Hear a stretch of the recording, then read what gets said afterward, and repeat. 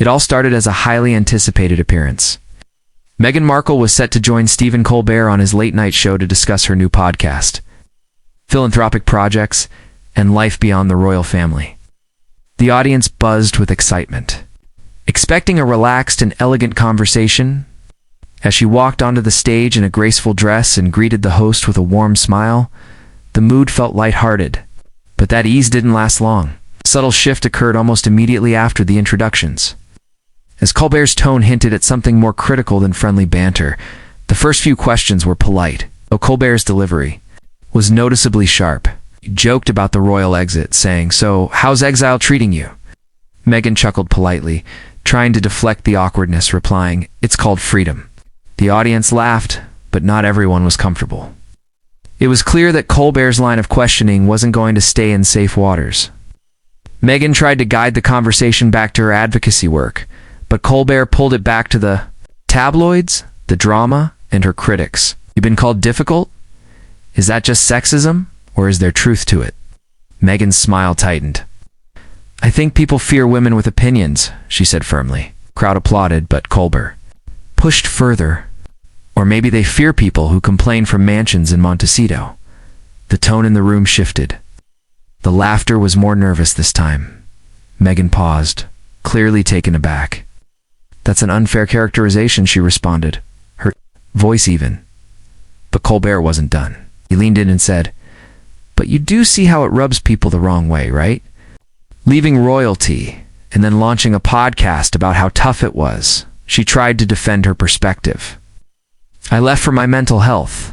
I was struggling. I needed to protect my family." Colbert nodded slightly but added, "A lot of people struggle without the resources you had." Meghan blinked, gathering her composure. "Struggle is not comparative. Pain is still pain," Colbert replied.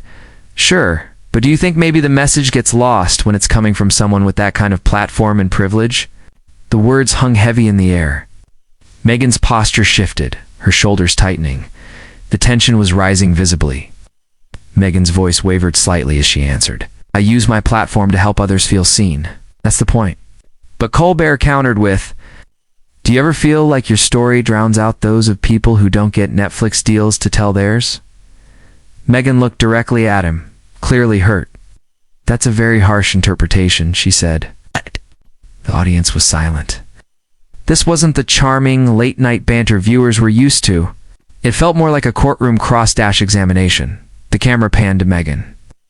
And for the first time, there was a visible crack in her composure. She took a breath and said, "I didn't come here to justify my existence." Colbert smirked. "No one's asking you to. But people are still waiting to understand your truth." Meghan's tone sharpened. "I've told my truth again and again. Maybe people just don't want to hear it." Stephen leaned back in his chair.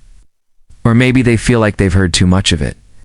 The remark was met with scattered gasps from the audience. Meghan looked down briefly, then back up. "That's disappointing," she said quietly. "I thought we were here to talk about real issues, not recycled tabloid narratives." Colbert shrugged. "Sometimes the public wants answers. You've shaped a public narrative, doesn't it? Come with questions." Meghan remained composed but was clearly battling frustration. "There's a difference between questions and accusations masked as jokes," she replied. For the first time in the interview, her eyes glistened under the studio lights. The audience sensed the shift. Some clapped in support of Meghan. Others remained silent, unsure of where the line had been crossed. Colbert attempted to pivot, saying, "All right, let's talk about the podcast." But Meghan wasn't ready to let it slide. "I'm used to tough interviews, but this feels personal," she said. Colbert responded, "It's not personal. It's public." Meghan's lips parted slightly in disbelief. "So being public justifies everything? Every comment? Every jab?" she asked. The moment was raw and electric. Trying to regain control, Meghan pressed on about her advocacy. "I'm proud of the work we're doing with young women and education," Colbert interrupted. "Is that through Arcuwell or Netflix?" Meghan stared at him, her jaw clenched. "Does it matter who's funding it, if the impact is real?" Colbert replied coolly. "To some people, yes. They think it's PR." The implication was cruel. Meghan swallowed hard and said softly, "I'm not here for PR.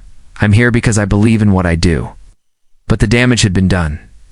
Her voice cracked slightly, though she fought to maintain her calm. "I've worked hard to move past what people think of me," she said, "but moments like this make me wonder if I ever really can." Stephen didn't respond right away. A rare pause lingered. The audience was still, unsure whether to clap or remain quiet. Meghan wiped a tear discreetly, trying to smile through it. Colbert leaned forward again, this time with less edge. "Do you want people to like you, Meghan?" he asked. She looked at him and answered, "No. I want them to understand me." The honesty in her voice startled even Colbert. For a brief second, his demeanor softened. "Fair," he replied. "But the way you've gone about telling your story, do you think it's working?" Meghan blinked, then said, "It's not about winning people over. It's about being honest, even when it's inconvenient."